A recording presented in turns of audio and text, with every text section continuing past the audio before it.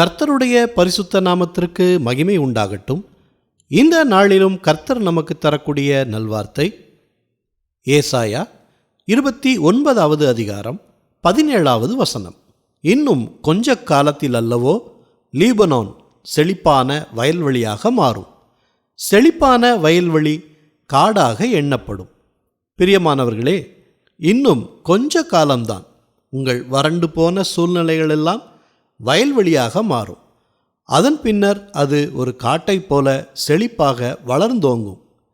வறண்ட நிலம் செழிப்பாக மாற என்ன செய்ய வேண்டும்? அந்த நிலத்தை உழுது உரமிட்டு விதைகளை விதைக்க வேண்டும். கர்த்தருடைய வார்த்தைகள் உங்கள் இருதயத்தை ஆழமாக சிந்திக்க வைக்கும்.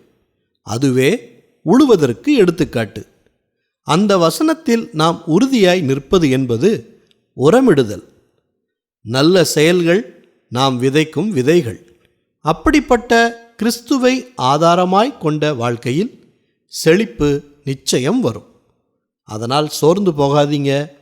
நிச்சயம் கண்ணீரோடு விதைக்கிற நீங்கள் நன்மைகளை கம்பீரத்தோடு அறுவடை செய்வீர்கள். ஜெபிக்கலாமா? நல்ல தகப்பனே, இந்த நல்வார்த்தையை தந்ததற்காக நன்றி செலுத்துகிறோம். இன்றைய நாளிலும் உம்முடைய வார்த்தைகளை நாங்கள் எங்கள் இருதயத்தில் வைத்து செயல்பட எங்களுக்கு ஞானத்தை கொடுங்க. வசனத்தில் உறுதியாய் நிற்க பலனை கொடுங்க. நல்ல செயல்களை செய்ய கிருபை கொடுங்க. வனாந்தரமான சூழ்நிலைகளை செழிப்பான வயல்வெளியாய் மாறப்பண்ணுங்க. மற்றவர்களுக்கு நாங்கள் உதவும்படி எங்கள் கையின் பிரயாசங்களை ஆசீர்வதிங்க. எல்லா துதி கன மகிமை எல்லாவற்றையும் உமக்கே செலுத்துகிறோம். இயேசு கிறிஸ்துவின் நாமத்தில் ஜெபிக்கிறோம் பிதாவே. ஆமேன், ஆமேன். இந்த நல்வார்த்தையை மற்றவர்களுக்கும் பகிருங்கள். மற்றவர்களுக்கும் கர்த்தருடைய ஆசீர்வாதம் கிடைக்கட்டும். கர்த்தர் உங்களையும் உங்கள் குடும்பத்தாரையும் அளவில்லாமல் ஆசீர்வதிப்பாராக. ஆமேன்.